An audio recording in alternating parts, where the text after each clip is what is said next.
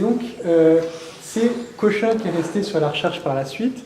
Et donc, les recrutements de mineurs isolés par les associations, c'était en temps, hors la rue, qui sont des associations qui travaillent, à qui délèguent l'ASE des prises en charge, l'aide sociale à l'enfance, et l'aide sociale à l'enfance à Paris, mais aussi ailleurs, nous ont adressé des jeunes pour diverses raisons. C'était eux qui s'étaient laissés à leur appréciation. Ils avaient des difficultés, soit dans le lien avec l'éducateur, soit ils souhaitaient qu'une psychologue ou un psychiatre le voie d'une manière ou d'une autre, même si la recherche ne s'y prêtait pas du tout. Eh bien, on a reçu des jeunes, une vingtaine, un peu plus d'une vingtaine. Avec l'étude préliminaire, ça devait faire une trentaine de jeunes, dans le cadre de l'étude qui a suivi l'étude exploratoire, qui était juste à Cochin. Désolé. Et donc voilà, on a travaillé aussi avec des jeunes de la PJ, des associations, de l'ASE, donc du SEMNA qui est le dispositif de l'ASE qui s'occupe des mineurs isolés, et avec ISM, puisque dans le cadre de nos dispositifs de recherche, il y avait un interprète médiateur systématiquement. Donc l'objectif, c'était de travailler sur la relation et l'alliance avec le professionnel référent, quels étaient les changements dans la relation avec le professionnel référent, qui pouvaient permettre de donner aux jeunes une possibilité de montrer une représentation du même, de faire un récit qui échapperait aux représentations préconçues, et aussi de partager cette représentation de lui-même et être dans l'articulation avec la représentation que pouvait en avoir l'éducateur, qui finalement apprenait à connaître le jeune et pouvoir finalement tisser un projet qui correspondait à la volonté du jeune et aux possibilités de l'éducateur. Mais c'était vraiment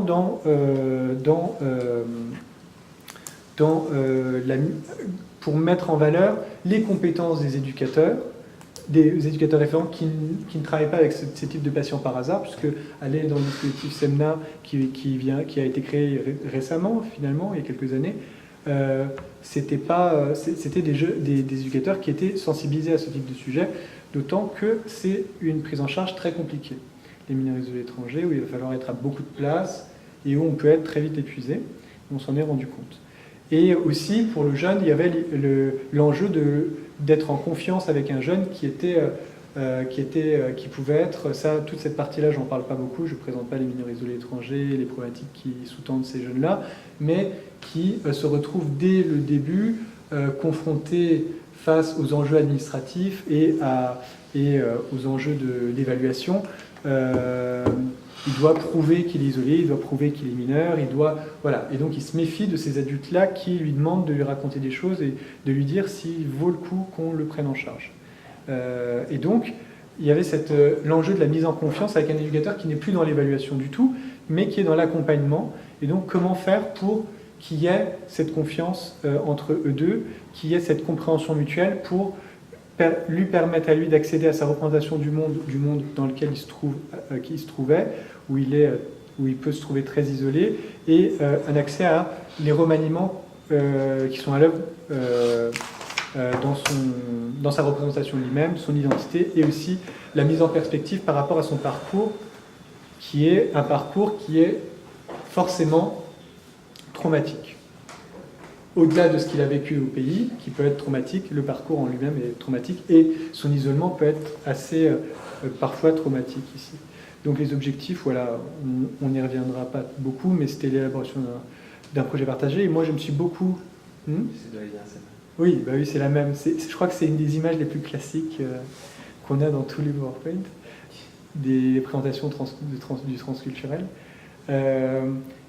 Alors moi je me suis beaucoup concentré, vous le verrez, sur une partie qui est une partie qui m'intéressait plus. Alors je suis parti j'ai pris ça par l'optique du temps, mais c'était la narration, faciliter la narration dans le lien avec l'éducateur, la narration du jeune, de ses propres représentations, et la narration de son parcours et de ses envies et de ses perspectives.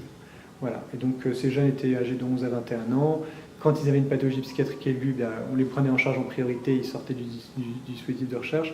Il fallait qu'ils l'acceptent, et puis ils étaient inclus. On analysait les situations perdues de vue aussi, puisque on est dans qui étaient des situations paradigmatiques, puisqu'on est dans une enquête qualitative. Voilà, bon, les âges. Dans ta question de recherche, finalement, parce que là, j'ai vu pas mal d'objectifs qui me semblaient presque des objectifs thérapeutiques, de prise en charge. Oui. Je vois la dimension action, mais finalement... Parce que c'est une recherche-action. La question de recherche... Alors, la question de recherche... la question de recherche... Alors, la question de recherche en elle-même, ici, pour moi, c'était en gros, quelles étaient pour moi, hein, dans ma partie, moi, mais dans la partie générale, la question de recherche, c'est comment est-ce qu'il était possible, à travers des outils transculturels, et quels outils transculturels pouvaient être pertinents pour permettre d'améliorer la relation entre l'éducateur et le jeune, et d'améliorer la représentation de l'éducateur et du jeune. Et on a des entretiens semi-structurés avec différentes parties, et ma question à moi, c'était comment est-ce qu'il se représente le temps, et tu verras que c'est un instrument particulier qu'on a utilisé, un instrument qui a ses limites, qui est un instrument à la base d'évaluation, pas d'évaluation, mais de perception du temps, spatial, perception spatiale du temps, qui est le circle test, qui a été utilisé comme un des outils de la recherche. Et donc, à travers cet outil-là, on se demande quelles sont les différences dans la perception du temps de ces jeunes qui aient ou non une pathologie psychiatrique, qu'ils aient ou non des profils différents, puisque les jeunes isolés étrangers peuvent avoir des profils différents. Donc, finalement, en amont de la recherche, c'était une question, vous avez dit finalement la perception du temps chez ces jeunes-là, est-ce qu'il y a des spécificités, est-ce qu'il y a des choses singulières et surtout la perception... Voilà, la perception du temps et ce qui est dit de ce temps-là, du temps. C'est-à-dire, est-ce qu'on peut... les jeunes peuvent en communiquer quelque chose, ils peuvent en parler ou ils ne peuvent pas en parler, pourquoi ils peuvent en parler, est-ce qu'ils peuvent les articuler, est-ce qu'ils peuvent ne pas les articuler les uns. Est-ce qu'il y a une dynamique, est-ce qu'il n'y a pas une dynamique, est-ce que c'est figé, est-ce que c'est mis de côté, est-ce que c'est... Voilà. Il y a aussi... Est-ce qu'en amont de ça, tu avais déjà une espèce d'interrogation qui portait sur le psychotrauma ou les spécificités qu'il peut y avoir, ou tu étais parti complètement sans aborder? Non. Alors moi j'ai fait quand même une petite bible. Il y a toute une littérature. Exactement. Tu as déjà fait l'étude qui porte sur la perception du temps. Je me suis dit, tiens, ça sonne bizarrement comme finalement une chose qui est... Toutes les études qui ont été faites sur la perception du temps dans le psychotrauma. Oui, alors je me suis plus concentré sur des études qui ont été faites sur la perception du temps, des études qui étaient des études sur la perception du temps des migrants, qui étaient plutôt des études qui avaient eu lieu au Canada. Il y a eu des grosses études, c'était Beiser qui a fait une étude sur les migrants qui venaient, alors les migrants surtout d'Asie, qui venaient et qui était vu à 5 ans d'intervalle, si je me souviens bien, avec le circle test, qui était ce test-là. Donc je me suis concentré sur les études, les enquêtes transculturelles qui utilisaient cet outil-là. Et il y en a un certain nombre, puisqu'il y a cette étude de Beiser qui montrait par exemple qu'au tout début, quand ils arrivent, pour le dire assez rapidement, on se rendait compte que ceux qu'il appelle ces réfugiés-là, ils se retrouvaient à mettre de côté le passé, à être vraiment dans le présent, et ce n'est que avec quelques années de recul que là, quand les choses se posaient, eh bien, il y avait une position dépressive qu'ils prenaient, qu'ils s'autorisaient à prendre, qui pouvait être très, très compliquée pour eux, où le passé revenait comme un boomerang, donc avec le trauma et le retour du trauma à distance. Voilà, qu'on connaît très bien. Mais il y avait Beiser, il y avait aussi des études, alors le nom du monsieur indonésien est compliqué, très récentes. Alors, je vais essayer de le retrouver.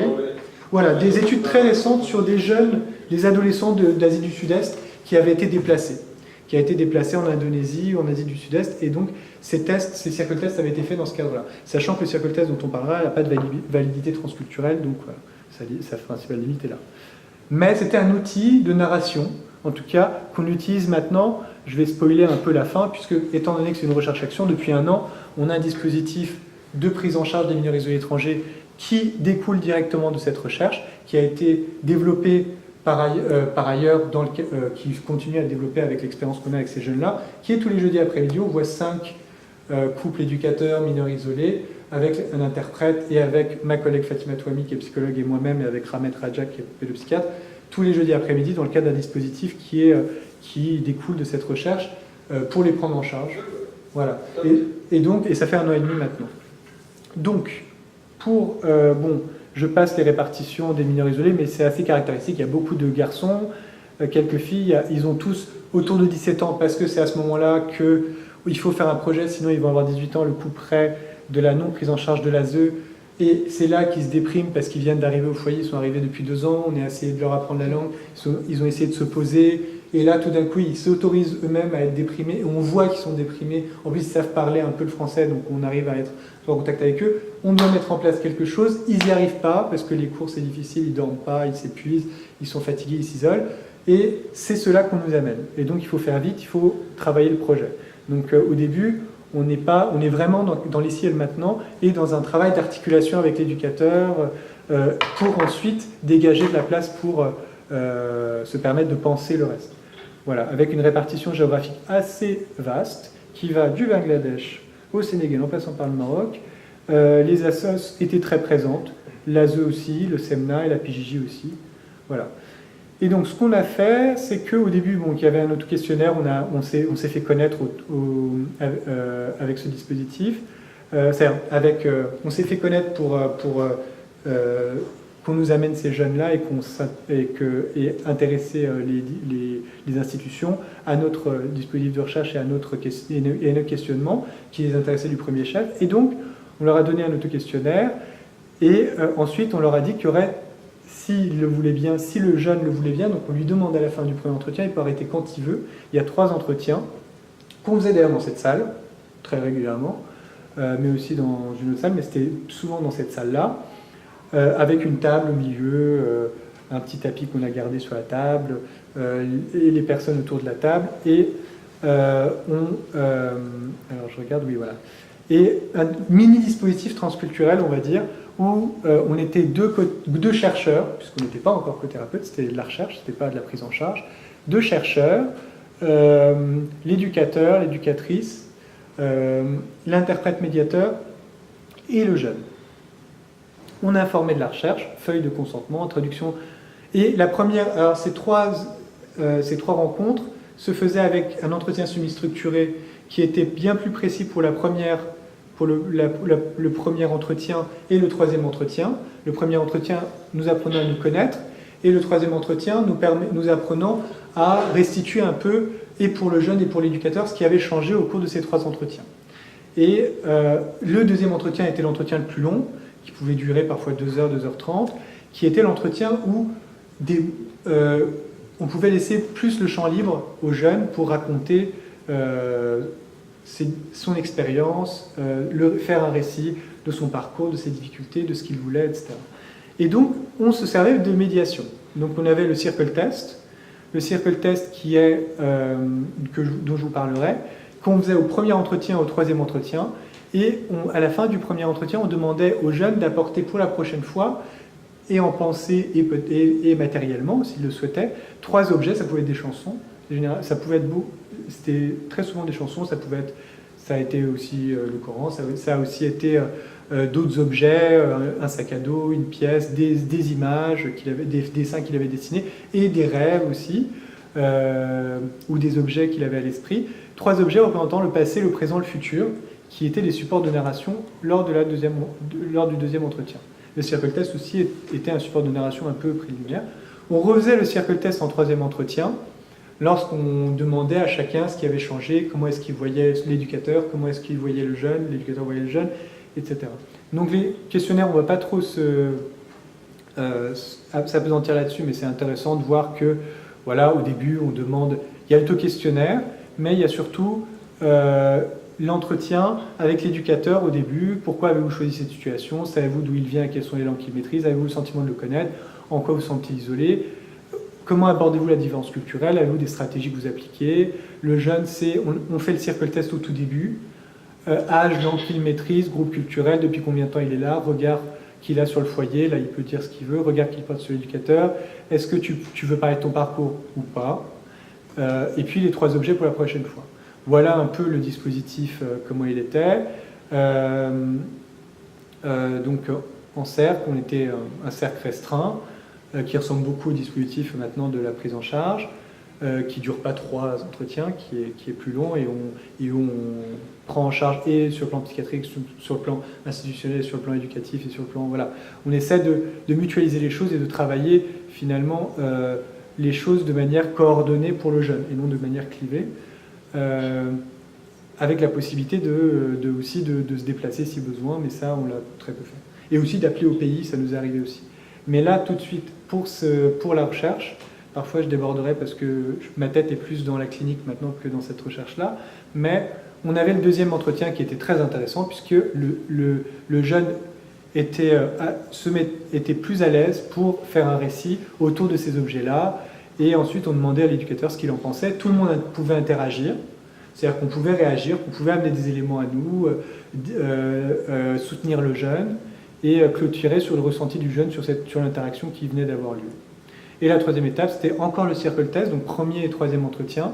Entretien avec l'éducateur, entretien avec le jeune, avec qu'avez-vous pensé de cette interaction, avez-vous été surpris de certains propos, l'impression de mieux connaître le jeune, sentiment d'avoir appris des choses nouvelles, qu'est-ce qui change, pourquoi, qu'avez-vous pensé de l'aide du médiateur, avez-vous considéré cette expérience utile. Je ne vous parlais pas du médiateur, mais il a une place de co-thérapeute dans ce cadre-là, et l'éducateur aussi finalement dans une forme de co-thérapie élargie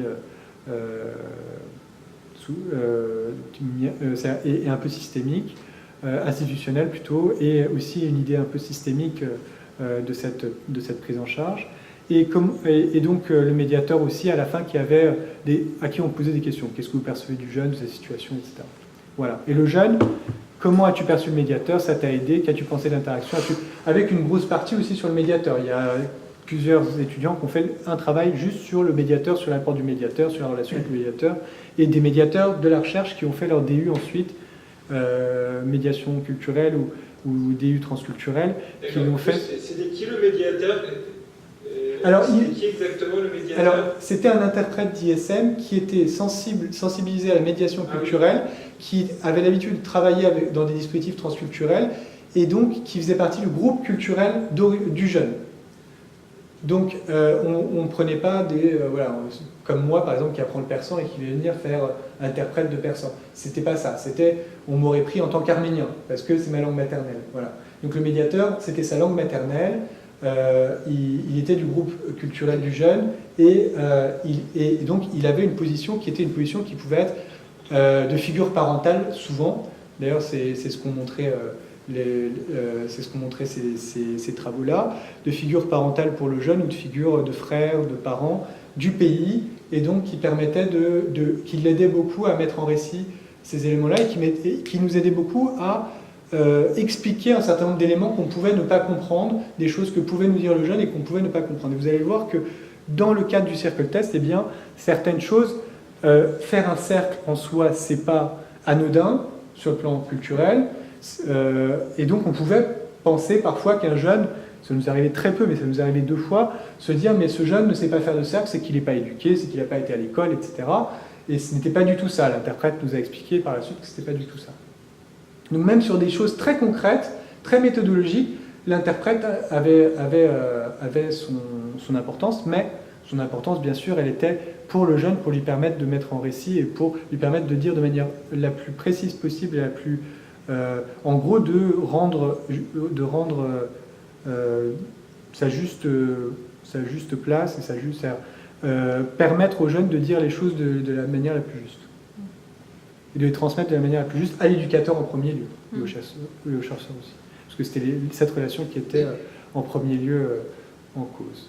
Voilà, les méthodes d'analyse, c'est une analyse qualitative et thématique, avec une double approche phénoménologique, descriptive et narrative, donc une approche aussi narrative. C'était toi, non, qui avait fait la recherche... Non, c'était pas toi. Tu étais à l'IMM avant? Non, c'était pas toi. Michel, c'était toi. Qui avait fait une recherche sur les borderline. Oui, voilà. C'est ça. C'est la preuve. Voilà. Donc moi, quand j'étais interne avant cette recherche, j'ai lu ta recherche. Dans le gros bouquin, là. Et j'avais vu que tu avais fait une analyse narrative. Ben oui. Et donc cette analyse narrative m'a beaucoup intéressé. En plus, je m'intéressais beaucoup aux états limites. Bon, et au transculturel, finalement, je suis allé de ce côté-là, puisque affiliativement, et puis parce que j'ai fait toutes mes études à l'ONU, c'était là que portait on va dire, oui, Lucas. Voilà. Mais effectivement, cette recherche-là, elle m'a aidé à me représenter ce que pouvait être une analyse narrative. On verra comment je l'ai fait. Alors, avec l'analyse du récit du jeune et l'analyse des modifications dans le récit narratif au cours des différents temps, l'évolution du discours, l'analyse du circle test, l'analyse des 3 objets et l'évolution du contenu du discours autour des 3 entretiens. Donc, ça, je vous fais pas toute la partie psycho et toute la partie philosophique. Finalement, le circle test, il fait partie c'est une technique graphique d'investigation de la perception du temps qui a été, à un moment donné, tout ce qui était perception du temps psychologique, c'était très à la mode dans les années 60. Et donc le circle test a été créé comme la ligne de vie, donc le test de la ligne de vie. Là, le circle test, c'était plus spatial. Alors, c'est plus bergsonien, cette perception du temps, qui est une perception du temps spatialisée, qui permet d'avoir une subjectivité plus grande, avec l'idée de durer, le temps vécu et l'intuition aussi du jeune. Intuition. Et donc, le circle test, c'était quoi? C'est un test qui permet de voir la relation entre le passé, le présent et le futur, tel qu'il est subjectivement perçu par le sujet. Donc c'est Cottle qui l'a développé. Une technique graphique et projective qui permet de voir, alors c'est les 2 dimensions classiques du circle test, c'est l'appareillement des temps et la dominance temporelle. Vous allez voir ce que ça veut dire. En gros, par exemple, l'appareillement des temps, là, ces 3 temps dissociés, c'est quand les 3 cercles du passé, présent, futur, dessinés par le sujet sont dissociés, c'est-à-dire ne se collent pas. Il y en a, ça colle, il y en a, ça va de l'un dans l'autre, et il y en a, c'est inclus. Donc l'appareillement des temps est différent. Alors, on cote de manière à, par exemple, l'appareillement des temps, c'est temps atomisé, donc aucun n'est en contact de l'autre, donc ça fait 0. L'appareillement des temps de la figure, on va dire 2, elle est où la figure 2 de la figure, on va dire 5. C'est 4 parce qu'il y en a 2 qui sont collés, donc ça nous fait 2 et 2 et puis 0. Voilà, et ensuite ça peut faire, pour la figure 3, c'est 6. C'est où la figure 3 ? Voilà, parce que, voilà. Donc le temps peut être intégré, donc par exemple la figure 4, les 2 sont intégrés, donc ça fait 8. 4 et 4. Donc c'était cotation. Et donc la dominance temporelle, pour elle, c'est le passé, c'est quel est le cercle le plus gros. Le cercle le plus gros, par exemple, c'est le présent, dans la figure 6, 5, on va dire, voilà la figure 5, donc le présent est à 4, le futur est à 2 et le passé est à 0. Voilà. C'est vraiment pour coter.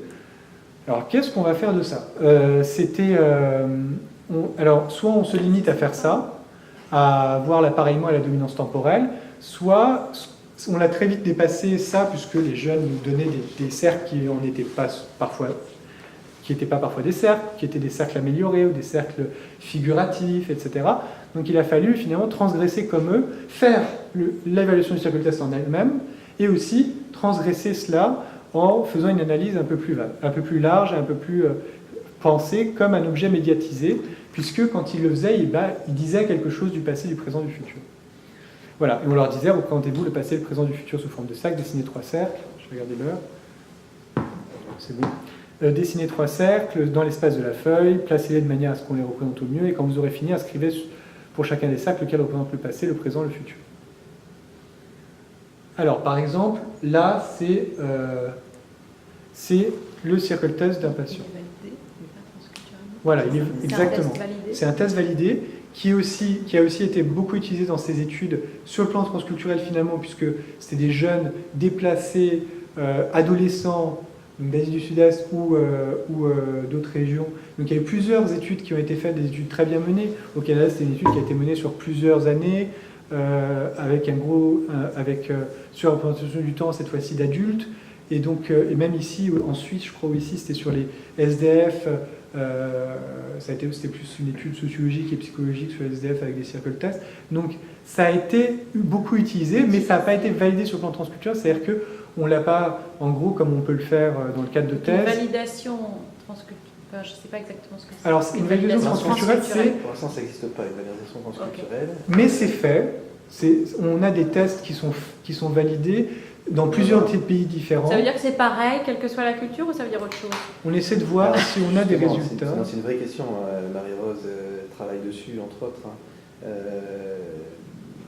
Pour l'instant, il n'y a aucune échelle, aucun test, rien du tout qui n'est validé sur le plan transculturel. Ça voudrait dire, effectivement, valider transculturellement, ça voudrait dire qu'on peut l'utiliser dans n'importe quel contexte culturel. Voilà. Voilà. Donc ça, ils sont en train, effectivement, d'imaginer ça. Le DSM, ça non? Le DSM transculturel, oui, on est en train de le faire. C'est Jonathan Lachal qui l'écrit. Le DSM transculturel. C'est ça. Donc il a été validé en 67, c'est un très vieil outil qui un est très revenu vieil à la outil. mode dans peut-être ces études Exactement. autour du trauma, de la narration impossible Et de la par son migration. aspect projectif en fait. Exactement. C'est l'aspect Par son projectif aspect, qui est exactement. très intéressant. Exactement. Projectif D'accord. et aussi un peu un aspect de...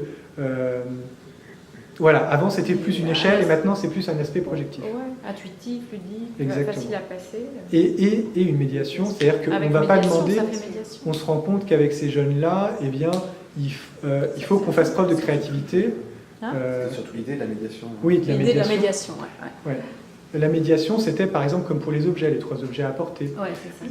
L'interprète, c'est un médiateur aussi, en soi, finalement. Il figure, il symbolise quelque chose, et donc en passant par lui, c'était comme si on amenait un objet parlant, et qui fait résonance pour le jeune. Et même le dispositif, même le fait de mettre un tapis, de ritualiser le cadre, ça c'est d'autres choses qui sont très intéressantes aussi. La ritualisation du cadre, c'est aussi quelque chose d'intéressant pour ces jeunes-là. Et la ritualisation de ces types d'objets. Au début on fait ça, ils nous donnent quelque chose, il y a un don contre don, ils nous donnent quelque chose, finalement ils nous déposent quelque chose dès la première fois, et qui va préfigurer la suite. Puisque surtout, alors dans le cas du trauma d'ailleurs, on ne va pas effracter le trauma en demandant de faire le récit. C'est arrivé d'ailleurs pour un de nos jeunes qui nous a tout de suite, parce qu'il avait décidé de tout déverser tout de suite, dit plein de choses de son trauma, il s'est senti complètement effracté, et la fois d'après il nous a dit « je ne comprends pas pourquoi je vous ai dit tout ça, je vais mal depuis, et je ne vois pas pourquoi je vous ferai confiance, je vous ai dit tout ça, c'est qu'est-ce que vous allez en faire en plus, au bout de 3 entretiens, vous êtes des chercheurs, vous n'allez pas me prendre en charge, qu'est-ce que vous allez en faire ?» Il a arrêté.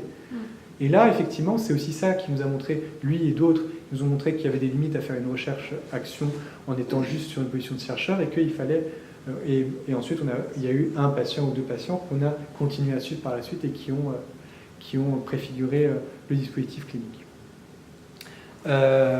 Et donc, voilà. Et donc, par exemple, pour ce circle test, qui est un circle test classique, je vous dis et je vais vous montrer, je vais essayer de vous montrer aussi comment je l'ai analysé. Alors, j'ai peut-être qu'on peut l'entendre, d'ailleurs, le patient.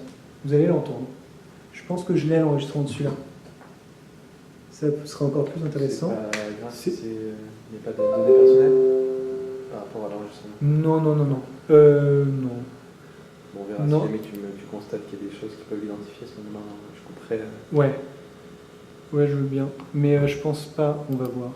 Alors, il est où parce que Fermez vos yeux. Je vais voir. Fermez vos yeux. Non, mais il est quelque part. Il est là, je pense. Et il doit être quelque part. Alors, c'est pas ça, c'est un...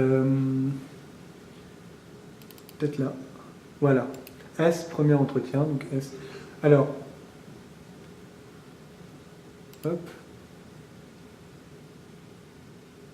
Alors c'est moi qui pose des questions. Il y a l'interprète et il y a le jeune. Et je pense que ça fera 1 minute. Alors, je pense que si ça veut bien s'allumer. J'ai marqué quelque part à combien de minutes c'était, mais je crois que c'est 1 minute 30 ou quelque chose comme ça.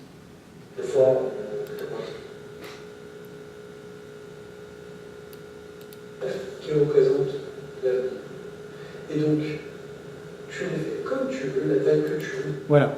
Alors là, je lui explique comment faire le circle test. De la façon que tu veux, c'est toi qui décides et tu sais que ça vienne comme ça. C'est la zone 3, comme tu veux. Tu peux les mettre où tu veux, de quelle taille tu veux. C'est des cercles. Pourquoi tu ne regardes pas les gars? Oui, la maman elle est pas prête. Ça, on peut le faire même quand on n'a pas madame.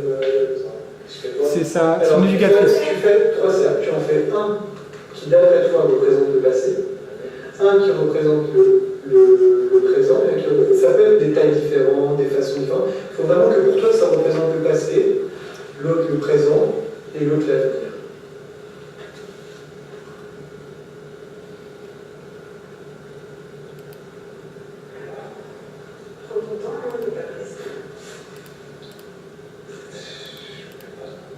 Comme ça. Et comment ça t'est venu comme ça? Comment est-ce que tu expliquerais que tu l'aies fait comme ça, si tu y réfléchis? Là, je parle, c'est le grand moment. C'est le grand moment. Là, c'est malade. malade. J'ai trop de trucs. Et grandir avant l'âge, j'ai senti que j'ai grandi. Parce que c'est comme ça que j'ai laissé mes parents. Vous entendez ou Donc là, c'est le grand moment, c'est pour ça que le présent est plus. Ouais, là, j'ai commencé à prendre là. Donc il montre le présent. Des fois, pour faire un truc, je pense, je dis, imagine ma mère ici, est-ce que le Dieu, des fois même j'ai mis mon Dieu aussi, les paroles de Dieu, est-ce que le Dieu, il a du réussir. Il autorise. Faire ça ou pas? C'est comme on dit bismillah. On ne peut pas dire bismillah pour faire à l'école. Et là, je pense à ça, c'est des trucs comme ça. À quel moment il faut, effectivement. Voilà. Et là, depuis, pour moi, je fais des choses bien. Tout le monde, je suis respecté, tout le monde m'aime, c'est rien. Je suis pas. En même temps, je fais plein de trucs. D'où le fait que c'est plus grand. Donc il y a plein de trucs. Dans le passé, j'ai commencé à l'oublier. J'étais un enfant. Enfant, l'école, chez toi, petit quartier, on joue. Tout ça, c'est ça, petit à petit, ça. C'est pourquoi tu l'as plutôt fait à cet endroit-là, c'est ça? Le passé, tu l'as fait à cet endroit-là par rapport à ça? Par rapport au fait que tu l'as oublié? C'était avant. En bas, le moyen. Le moyen, c'est le passé. Là, j'ai bien compris la vie, c'était, comment on dit, 15 ans. Là, j'ai commencé à réfléchir. Il montre le présent. Mal à la tête, et mal au cœur. À l'ancienne, on vit la vie rose, en rose, quoi. On ne connaît rien, on ne connaît pas, c'est pas la guerre, on ne connaît pas. Juste ça, il ne faut pas toucher ça, il ne faut pas faire. Un enfant, quoi. Et là, c'est comme entre 15 ans et. Et t'es arrivé, donc t'avais. J'avais 16 ans. Donc 15-16 ans, c'est tout son parcours. Le bateau, l'Italie, Comment est-ce que tu etc. disais que tu vois les choses? Et donc par rapport au troisième, comment tu vois les choses? Ah, tu soignes finalement. Alors là, il est en train de reprendre au crayon l'avenir, un petit. D'accord. Tu attends 16 secondes, je disais. C'est ça. Non, mais c'est bien. Normalement, on ne sait même pas c'est quoi le futur, mais voilà, c'est le Dieu, quoi. Ouais. Donc, on ne sait pas le futur, mais quel est ton Dieu, c'est. Seul Dieu le sait. Mais tu vois, on dit beaucoup de choses en 2-3 scènes. C'est ça, ça fait beaucoup, hein. Moi, j'ai bien compris. Ah oui, t'as bien compris, oui. Voilà. En gros, c'est la moyenne des entretiens du premier entretien. Les troisième entretiens, ils sont un peu plus longs parfois. Voilà ce qui a été dit sur un circle test très classique. D'ailleurs, tous les circle tests des mineurs isolés étaient atomisés, c'est-à-dire ils étaient séparés. Donc finalement, ça montre aussi la limite par exemple, de l'appareillement des temps. Il n'y en avait qu'un seul où les circle tests deux étaient collés. C'était le jeune qui allait le mieux, qui était mandaté depuis le Bangladesh par des parents qui avaient de l'argent, qui étaient venus en avion et qui était apprenti cuisinier dans un beau restaurant à Reims et qui commençait à avoir le goût et qui avait une petite copine comme apprenti cuisinier, etc. Lui, c'est le seul, et bizarrement, c'est celui qui allait le mieux, qui a réussi à en mettre deux collés et à nous en dire quelque chose du fait que c'était collé. Tous avaient des circle tests atomisés, comme le dit Cottle. Et celui-là, on a fait un atomisé très classique. Et donc, c'est un jeune Tunisien de 18 ans, avec une éducatrice de l'ASE, qui est alors, toutes ces parties-là, je n'en ai pas parlé, mais il y a des sous-types qui sont des sous-types qui ont leurs limites, qui ont été mis en place pour les éducateurs, pour essayer de voir quel type de jeune c'est. Est-ce qu'il est aspirant? Est-ce qu'il est exilé? Est-ce qu'il est mandaté par la famille? Est-ce qu'il est fugueur? Alors fugue, ça ne veut pas dire grand-chose, ça veut dire que quelque chose pour nous qui ne veut pas dire la même chose ailleurs. Mais voilà, qu'est-ce qu'il est en rupture ou pas? Est-ce qu'il était déjà un enfant des rues avant et il vient ici parce que voilà, c'est un enfant des rues qui allait un peu loin, etc., etc. Donc différents types de jeunes, et ce jeune-là, c'était un aspirant qui est parti seul sur le bateau et qui s'est retrouvé, qui nous a fait d'ailleurs, qui dessinait très bien, qui est parti sur le bateau, qui est arrivé à Lampedusa, qui a ensuite traversé l'Italie, qui est allé jusqu'en France, donc ça a duré pas moins d'un an, de 15 à 16 ans, et il le met encore au présent, il montre le présent pour dire que tout ça s'est passé. Donc, et ce qui se passe maintenant et ce qui s'est passé pendant le parcours est dans son présent actuellement. Voilà. Donc c'est intéressant. Moi, ce que j'ai fait, c'est que on a retranscrit ça. Ça tombe bien, c'est pas extrêmement long. Que ce soit le premier et le troisième circle test, c'est un peu plus long, mais pas toujours. Parfois, c'est que quelques mots par cercle. Et ensuite, je l'ai analysé. Alors, bon, je vous montre effectivement la simplicité d'exécution. Ah voilà, c'est là où je vous donne les éléments de bibliographie. La simplicité d'exécution et de compréhension, c'est Turnip en 2010. C'était les Asie du Sud-Est. Beiser et Hyman, c'est toute la grosse étude de 87 à 97, tu vois. C'est 10-15 ans d'études, je crois, pour la validité de son contenu dans le cadre de l'étude et la perspective du temps d'un contexte transculturel, mais on me le dit souvent, c'est pas validé transculturellement. Et comme je viens d'entendre que rien n'est validé transculturellement, donc voilà, je suis au même niveau que tout le monde, sauf qu'il y a eu plein d'études transculturelles quand même. Donc je vais pouvoir dire ça la prochaine fois. Ils sont en train de s'orienter vers l'idée que si c'est validé dans 3 contextes culturels, c'est ce qu'ils disent, pour l'ELAL et pour... on peut considérer que c'est un outil qui est transculturel, qui est validé pour TEMAS, l'ELAL, pour plusieurs tests pour lesquels des personnes font une thèse en les validant dans 3 pays différents. Oui. Voilà. Bon. Alors je vous montre quelques circle tests, et vous verrez ensuite le 3e circle test du premier jeune. En voilà un, c'est un jeune premier entretien, 3e entretien, c'était un jeune d'Oran qui nous a fait des circle tests dont on ne voit pas trop la différence de taille, etc. Mais il en dit quelque chose. Lui, il dit par exemple que, je me souviens, alors je l'ai, mais il nous dit que là, le futur est plus grand lors du 3e entretien. Pourquoi est-ce qu'il est plus grand, etc. Donc ça, c'est assez classique. On en a d'autres qui sont moins classiques. Par exemple, ce jeune malien Bambara, il nous a fait des ailes en futur. Et donc là, on se demande comment on dit cercle en Bambara. L'interprète nous dit Kori, le médiateur nous dit Kori. Et donc on lui dit, alors, est-ce que tu peux nous faire 3 cercles, un hier, un aujourd'hui, un demain, donc passé, présent, futur, ça se dit un peu comme ça, parce qu'on essaie de les traduire. Et donc lui, il le fera pas, et lui non plus. Il fera ni le présent ni le futur, c'est un seul niqué, il fera pas de cercle, en premier entretien en tout cas. Et donc on se rendra compte avec l'un et avec l'autre que le cercle c'est enclore, c'est fermé, que ça porte malheur, et que qu'est-ce qui est fermé? C'est le passé et le présent pour lui, et le futur on ne veut pas le fermer. On fait des ailes, donc là il nous dit que c'est des ailes qu'il fait, ou alors là, il nous fait le W qui est la dernière lettre qu'il vient d'apprendre à l'école de français langue étrangère, et il fait une étoile, assez stylisée certes, mais il dit que c'est une étoile. Donc voilà, par exemple, là, sur le plan transculturel, nous, on peut se demander, on peut se dire, c'est notre contre-transfert culturel finalement, nos préjugés.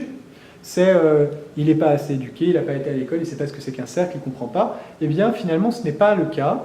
Aucun d'entre eux n'a eu du mal à comprendre ce qu'était un cercle, mais ils en ont fait autre chose parfois. Et ce dont on se rend compte, c'est en 3e entretien, ils font des cercles. Alors, est-ce que c'est la désirabilité sociale, c'est-à-dire le fait de vouloir faire comme on veut qu'on fasse, ou est-ce que c'est le fait qu'ils arrivent mieux à faire des cercles? Voilà.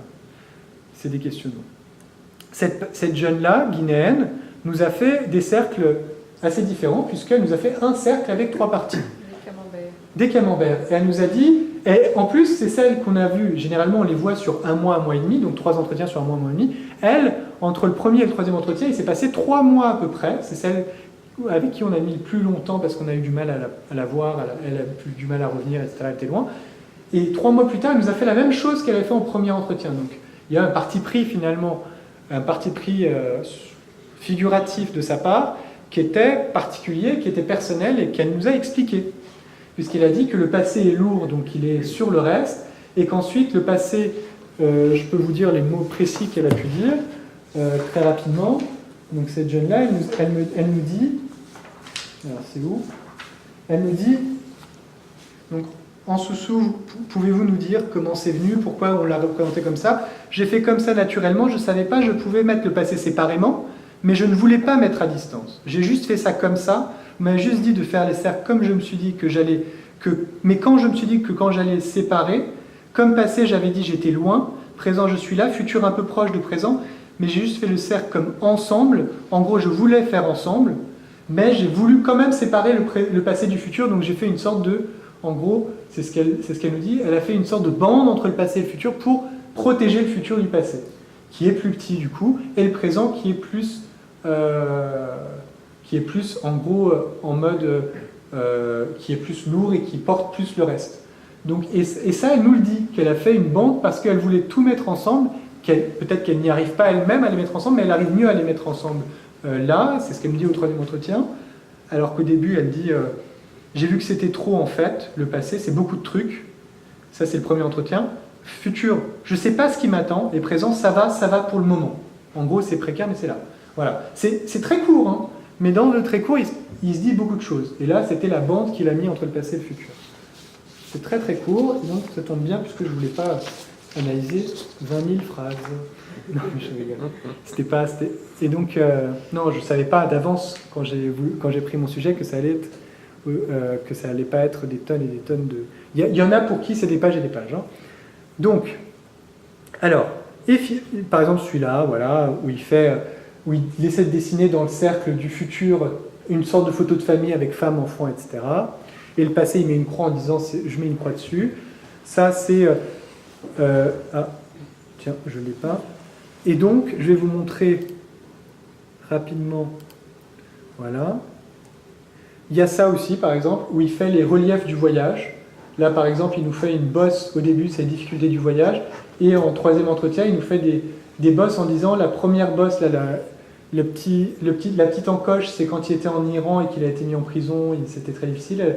La deuxième bosse, c'était en Grèce quand il était pieds nus et qu'il faisait 40 degrés et qu'il a dû tout traverser. Voilà. Et le cercle du futur. Et celui-là, c'est celui qui est le seul qui a collé ces deux cercles en troisième entretien. Le bengalais. Alors, je vous montre juste le troisième entretien, le circle test du troisième entretien du jeune qu'on a vu. Alors là, il est I, mais en fait, il est S. Le première lettre de son prénom, c'est S. Donc, il nous a fait 3 cercles au début, et ensuite, on lui a laissé le papier, la feuille de papier. Il nous a dessiné son père autour du cercle. Donc, on voit la moustache qui est un cercle et qui devient ensuite une moustache avec le père. Le présent qui est très... il repasse dessus, et le futur qui est blanc, précis. Troisième entretien. Alors que le premier, vous l'avez vu au tout début, avec un faucon au-dessus, faucon, traduction de son prénom, etc. Et le passé c'est noir, le futur c'est blanc, il nous dit qu'effectivement c'est blanc parce que ça porte bonheur, etc. Alors comment je les ai analysés? Excusez-moi. Alors c'est le passé comme le linceul du mort, mais aussi le passé comme la bénédiction. C'est la couleur de la bénédiction, donc voilà. Alors, comment est-ce que j'ai analysé? Premièrement, je me suis dit, bon, appareillement et dominance, comme un circle test classique. Et donc là, on le voit, c'est pour le premier entretien qu'on avait fait. Donc, vous ne me verrez pas bouger, donc je ne vais pas bouger. C'était atomisé. Ensuite, je me suis dit, je veux aussi parler du positionnement, le passé en bas, le présent central, le futur en haut. À chaque fois, je disais de la même manière. Les contours, je me suis dit que c'était intéressant les contours parce qu'on voit que c'est des contours différents. L'ordre d'exécution. Alors ça aurait été bien mieux d'avoir une tablette qui dessine sur la tablette, qu'on ait tout, mais c'était une feuille de papier, un crayon. Les particularités, il soignait son futur en caressant les contours avec le crayon, comme il l'a dit à un moment donné, quand il disait... Voilà. Et la faisabilité, j'ai bien compris, nous dit-il à la fin, vous l'avez entendu, il était volontaire pour le faire. Les commentaires, c'est ce qu'il y a à côté. Par exemple, il a fait un camembert, il a dessiné le W, c'est très important d'ailleurs, c'est des éléments vraiment importants dans le cadre d'une analyse qualitative. D'ailleurs, c'est vraiment ce qui nous permet de dire des choses particulières sur le jeune et de comprendre la particularité de sa représentation à lui.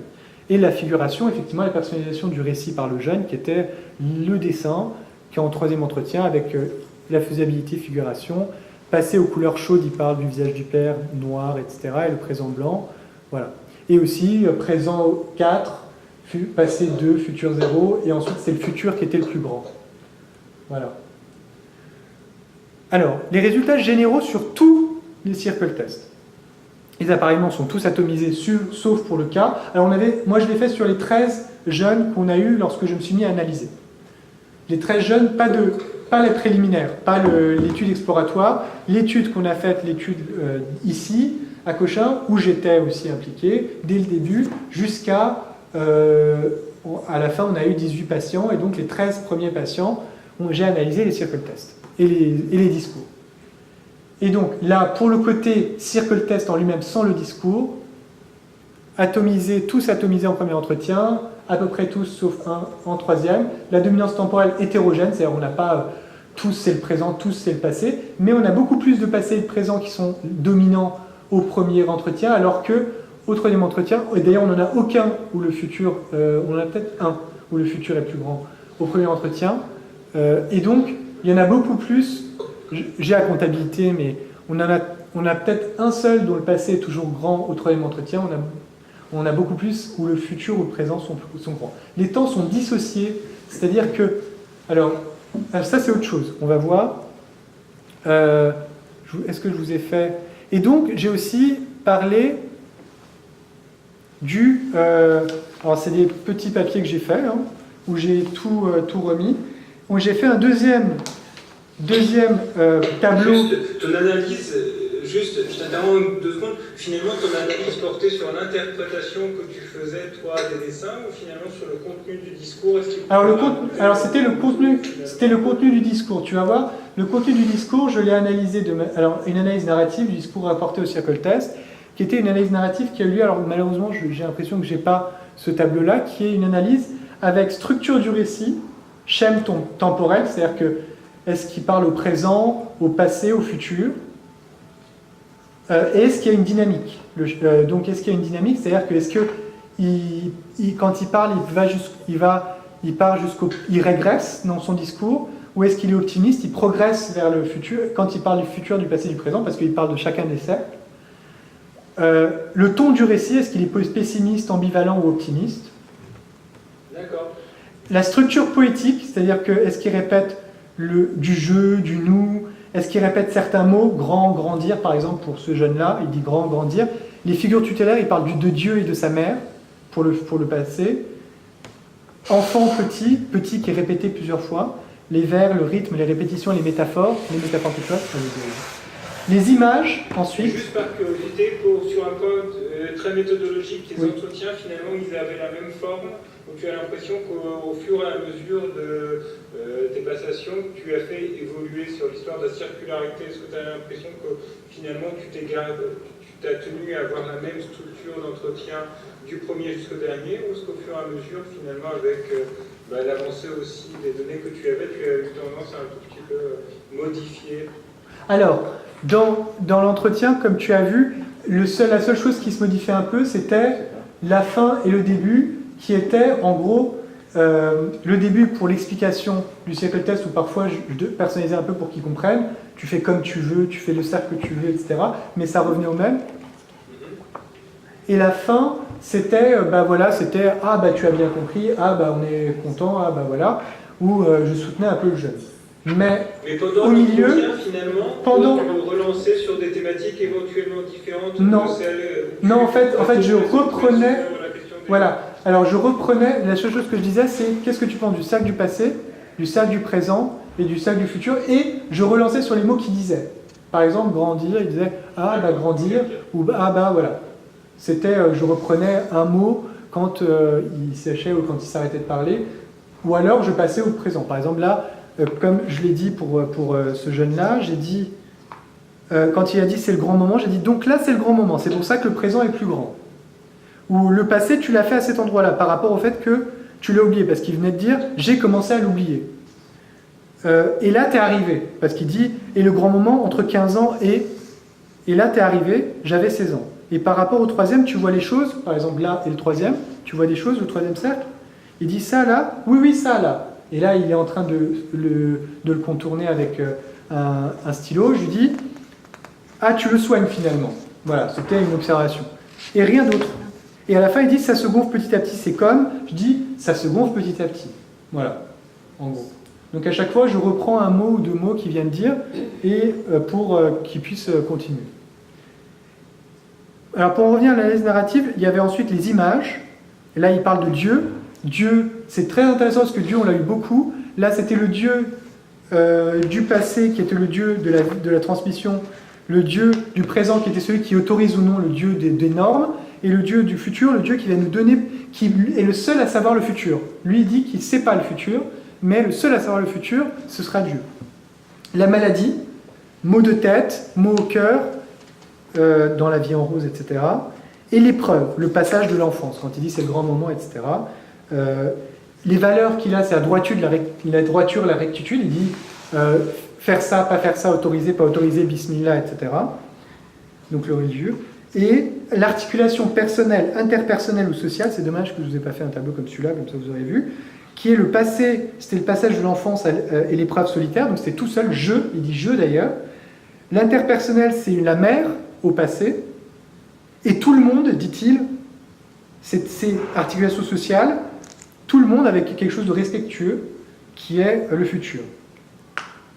Donc on voit que le passé c'est seul, souvent, mais aussi interpersonnel, il y a la mère, le présent c'est seul, je, et le futur, il s'autorise à dire qu'il y a tout le monde, mais qui tout le monde?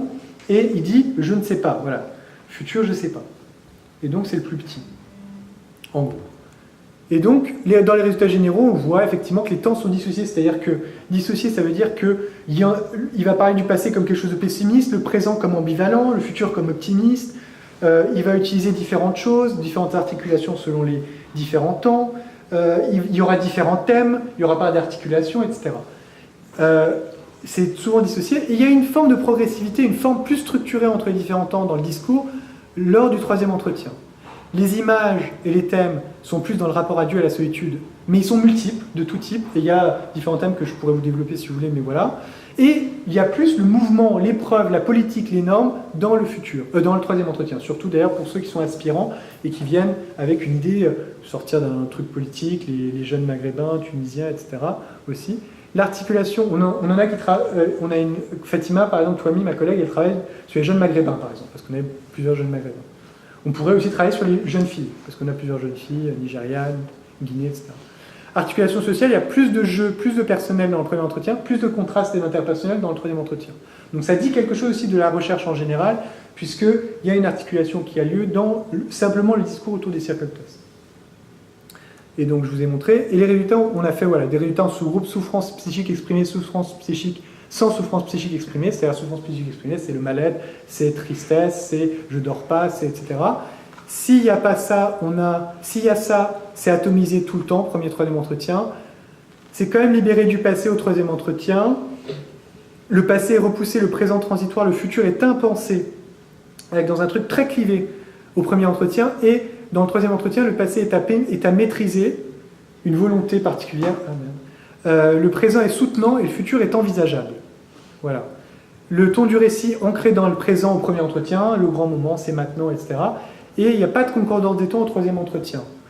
Les images et les thèmes, c'est la solitude tout le temps, qui sont très présentes, et l'articulation sociale, c'est le jeu, tout le temps.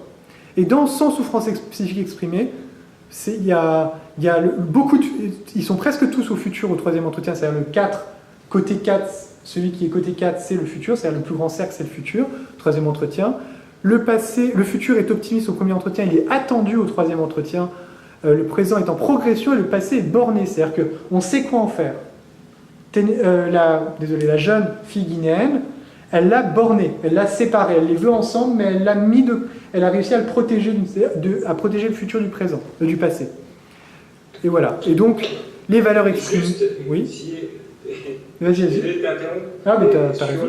Les principaux résultats, parce que en fait, je trouve que finalement, c'est extrêmement riche et on voit aussi d'ailleurs ton apport. En fait, j'ai fait patient par patient dans ma thèse. Ouais, vas-y. Ouais. Et finalement, quelque chose, est-ce que tu as pu finalement regrouper de grandes... Alors oui, il y en a l'histoire de la perception du temps comme autonomisé, comme... ça c'est un résultat, j'ai l'impression, qui est commun à tous les entretiens. Et si tu avais à préciser vraiment les grands résultats, ça serait lesquels? Alors, tu penses plutôt sur un truc thématique, c'est ça? Oui, alors, j'avais ça un peu à l'idée.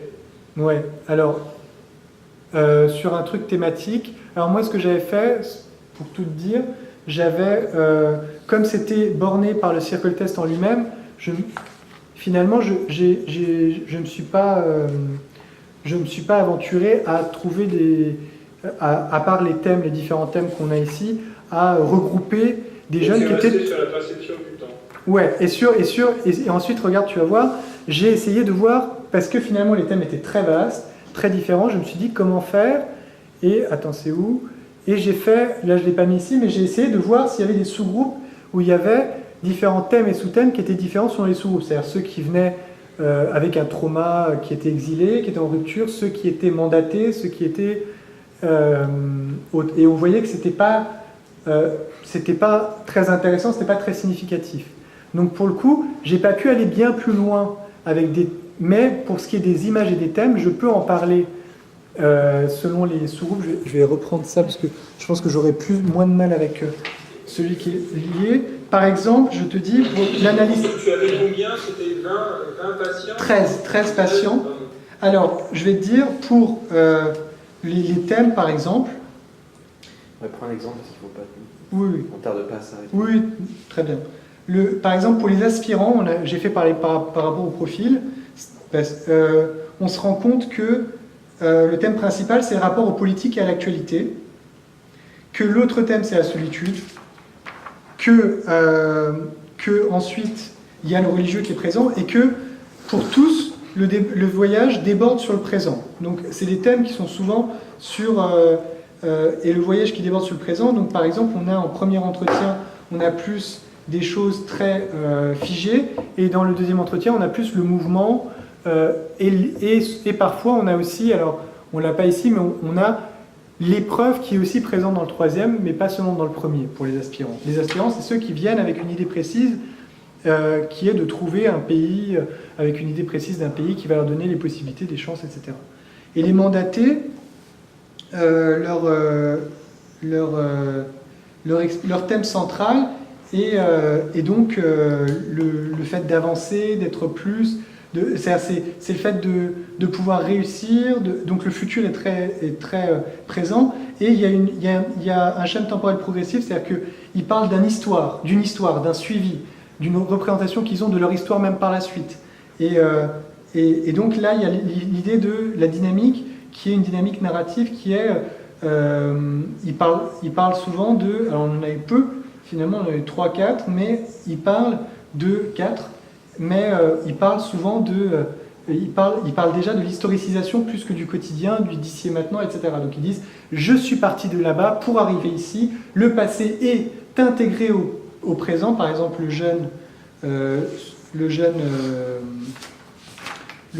alors, qui est aspirant, et je m'arrêterai là après, mandaté, je m'arrêterai là après, il dit, il faudrait que j'aille dans le passé d'abord pour parler du futur.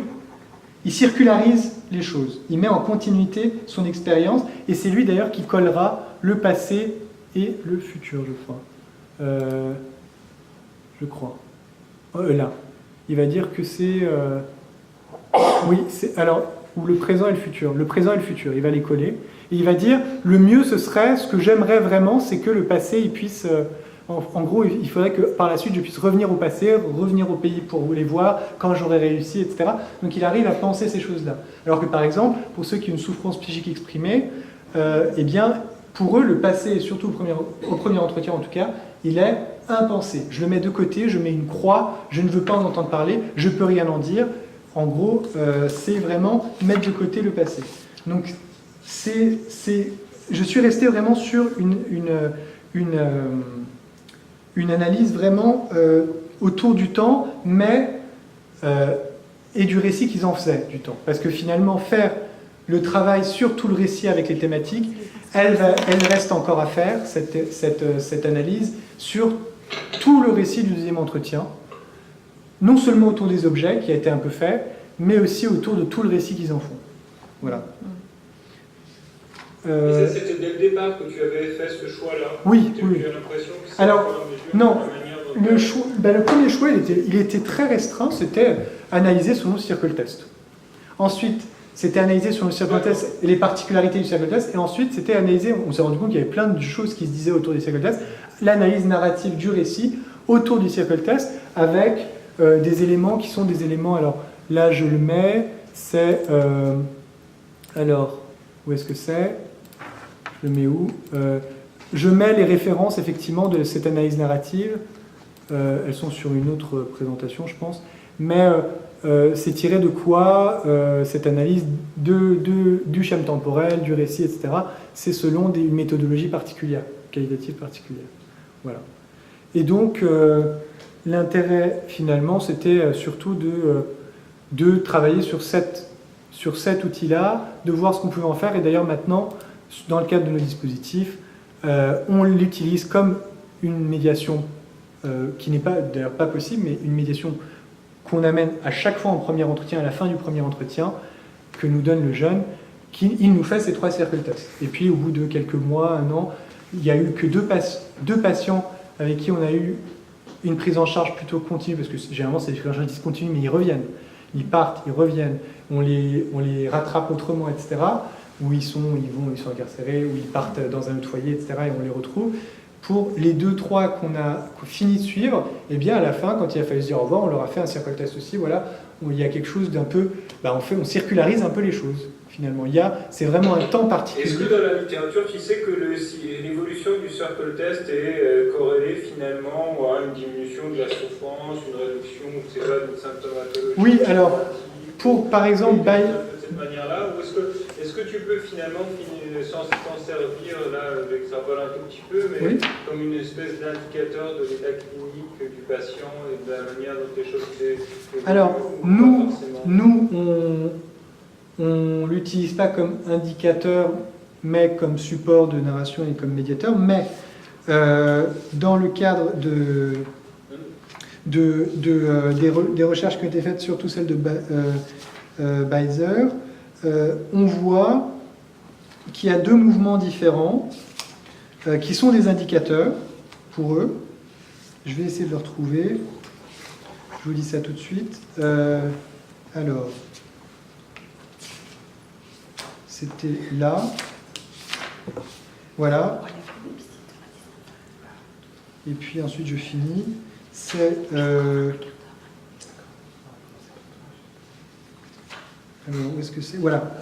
Ils expliquent qu'il y a le binding syndrome. Alors c'est en gros le fait, à un moment donné, on voit qu'ils mettent de côté à 1 an par exemple. À 1 an, suite à la migration, ces personnes-là mettent de côté le passé. Donc on voit que c'est vraiment dissocié le passé. Donc, et ils veulent pas en entendre parler, ils veulent pas. Il est dissocié, il est grand ou assez grand, et il est de côté, et on ne veut pas le prendre en compte. Et au bout de 10 ans, par exemple, pour cette grosse étude de Beiser et Heimann, on voit que, eh bien, ils le prennent en compte et ils essayent de le. Alors c'est le binding syndrome, donc ils l'ont pensé comme quelque chose de. Donc on parlait de la dépression. Ils le prennent bien plus en compte, il est bien plus central. Ils essaient de le lier aux autres temps, et en le liant aux autres temps, il est quand même très présent et il est quand même très difficile parce qu'ils sont déprimés, mais ils le prennent en compte, ils en disent quelque chose et il est plus intégré dans le présent ou dans le futur. Donc intégrer au présent et le futur, c'est plus difficile parce que ça expose plus le présent et le futur. Mais au début, on a besoin, finalement, c'est une méthode, c'est un coping, c'est un mécanisme de coping, finalement, d'une certaine manière. C'est une mécanisme de coping, de le mettre de côté. Ils ont un autre terme pour le mettre de côté, donc ils avaient fait binding par la suite, mais il y avait un autre mot qui était le fait de le mettre de côté pour ensuite le prendre en charge quand on était assez capable de le prendre en charge. Voilà. Et donc, ils le voient avec les circle tests aussi, c'est-à-dire qu'ils voient qu'il y a un parallèle à faire entre leur souffrance psychique et l'avancement et leur état d'avancement, leur manière de s'occuper du trauma, de s'occuper de prendre en compte leur trauma, de prendre en compte leur passé aussi. Eh bien, ils le prenaient en compte par la suite. C'était difficile, mais ils étaient capables de le prendre en compte et ça les effractait. Alors que la première année, ils le mettaient de côté, ils ne voulaient pas en entendre parler, mais il y avait une place qui était une place déniée, une place mise de côté. C'était leur manière alors, la résilience c'est un grand mot, mais de pouvoir avancer dans l'ici et maintenant, parce que c'était ce qu'il fallait faire sur le moment. Voilà.